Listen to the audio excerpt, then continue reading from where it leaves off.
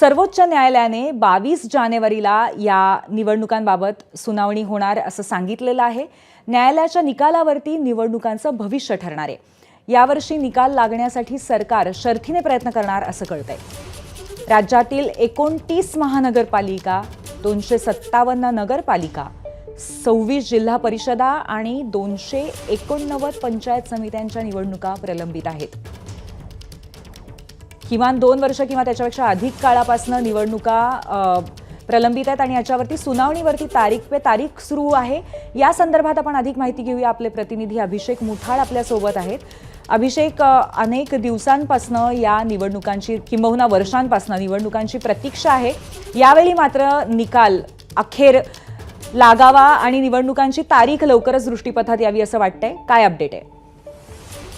नक्कीच मिनी विधानसभा संदर्भात अनेक जर पाहायचं तर सर्वपक्षीय कार्यकर्त्यांचं याकडे आपल्याला लक्ष लागल्याचं पाहायला मिळतं आहे।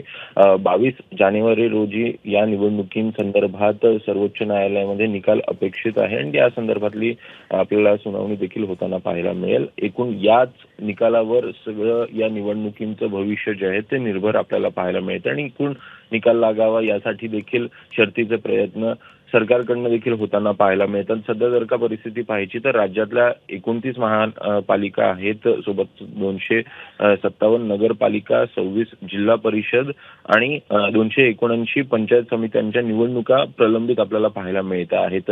एकूण तारीख पे तारीख होत असल्यानं कुठेतरी प्रशासकच आपल्याला या सगळ्या स्वराज्य संस्थांच्या कार्यालयामध्ये पाहायला मिळतात आणि त्यामुळे कुठेतरी नाराजी देखील आपल्याला पक्षीय कार्यकर्ते असतील किंवा सर्वसामान्यांची पाहायला मिळते आणि त्यामुळे निकाल 22 रोजी लागल्यानंतर कशा प्रकारे पद्धतीने निवडणुका होत आहेत हे बघणं महत्त्वाचं असेल।